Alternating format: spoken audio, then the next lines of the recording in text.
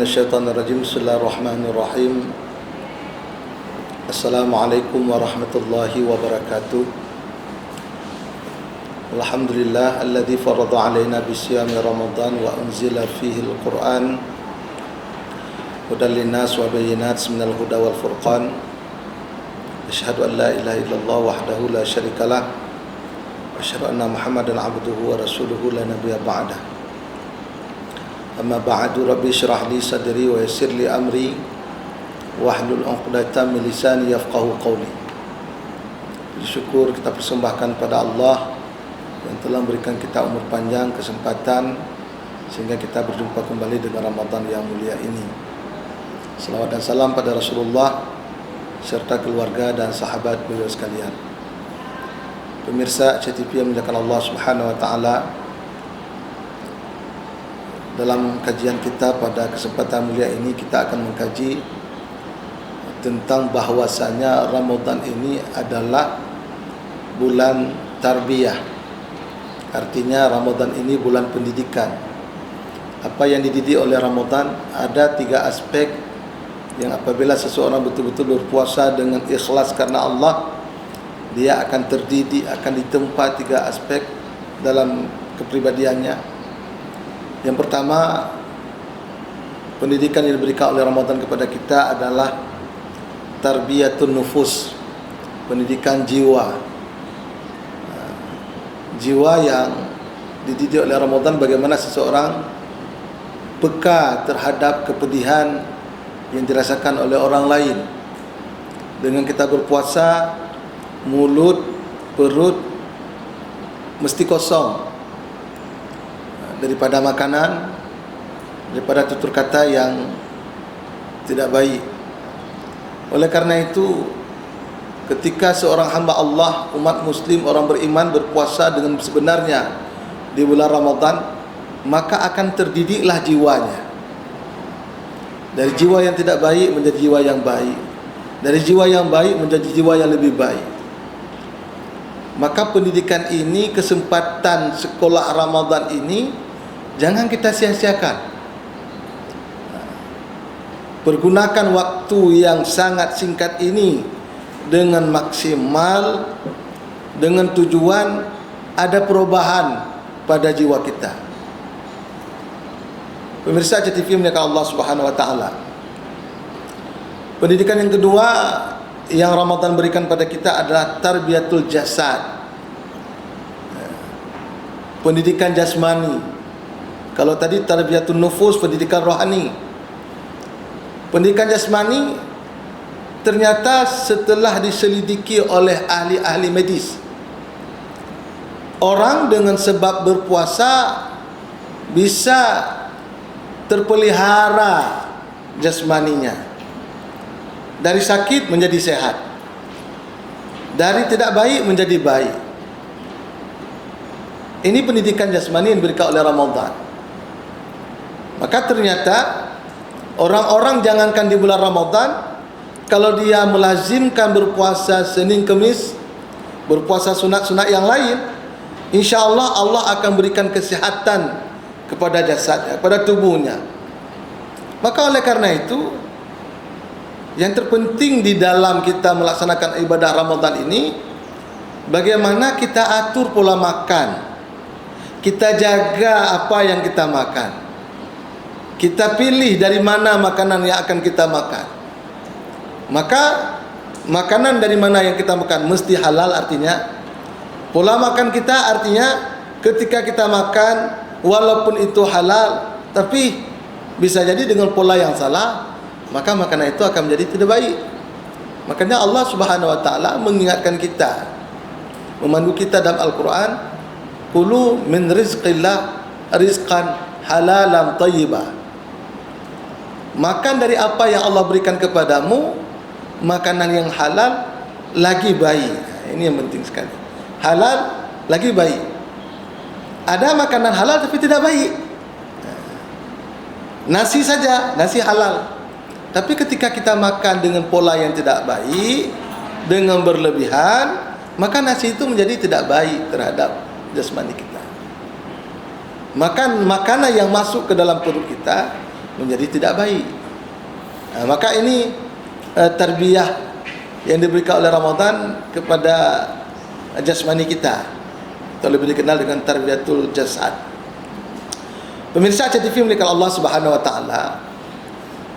Adapun tarbiyah yang ketiga yang diberikan oleh Ramadan ini adalah tarbiyatul akhlak.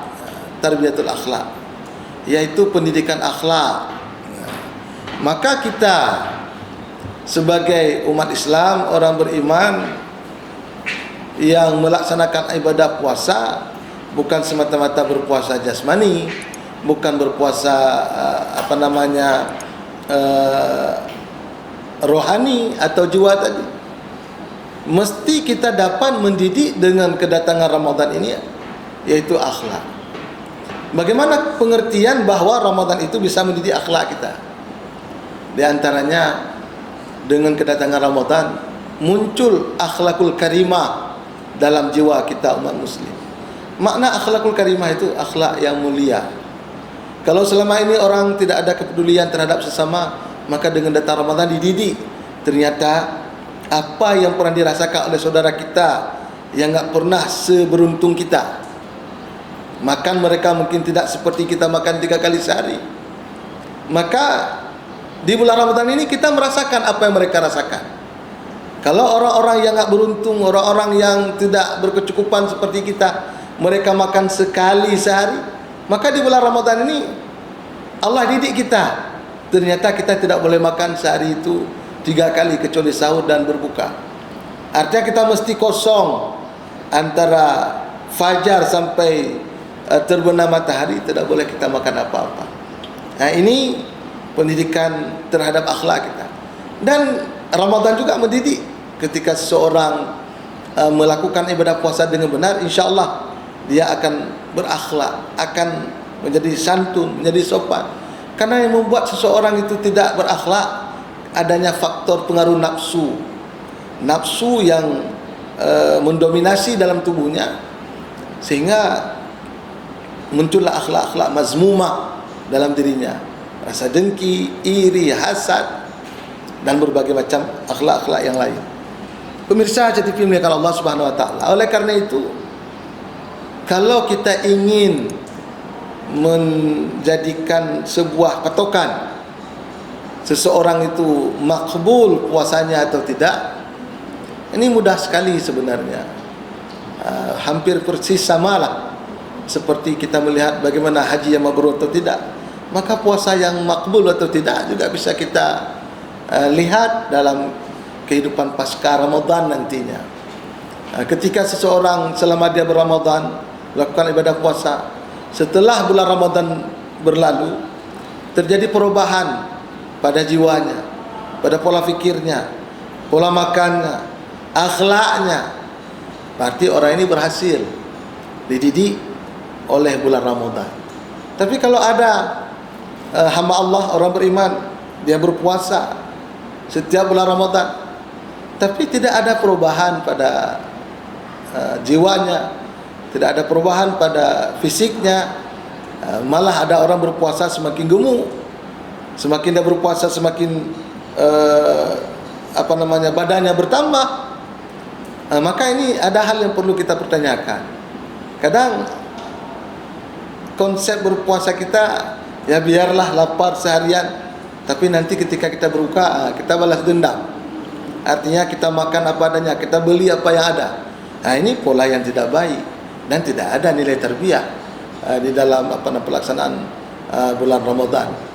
Oleh karena itu, mari kita jadikan bulan Ramadan ini sebuah bulan yang menuntun kita kepada kebajikan, bulan yang mendidik kita untuk lebih baik, bulan yang menempa kita dari tidak baik menjadi baik, dari tidak berakhlak menjadi berakhlak. Dan yang terpenting sekali, kita menginginkan dengan kedatangan Ramadan ini umat Islam di dunia ini yang pertama sekali menjadi umat Islam yang baldatun thayyibatun wa ghabur ghafur, yaitu negeri-negeri yang aman, negeri yang damai, damai daripada perpecahan, aman daripada berbagai macam penyakit, termasuk virus-virus yang melanda kita sekarang. dan aman daripada sifat-sifat yang mazmumah, karena inilah yang akan menghancurkan seseorang secara individu, dan sifat mazmumah inilah yang menghancurkan manusia secara kelompok, bahkan secara negara, bahkan secara global. Mudah-mudahan apa yang kita jalani, apa yang kita lakukan, apa yang kita sampaikan ini menjadi pembelajaran, menjadi motivasi kita untuk lebih dekat dengan Allah. Jadikan Ramadan bulan tarbiyah, tarbiyatul nufus, tarbiyatul jasad, dan tarbiyatul akhlak. Hadanallah wa iyyakum ajma'in. Assalamualaikum.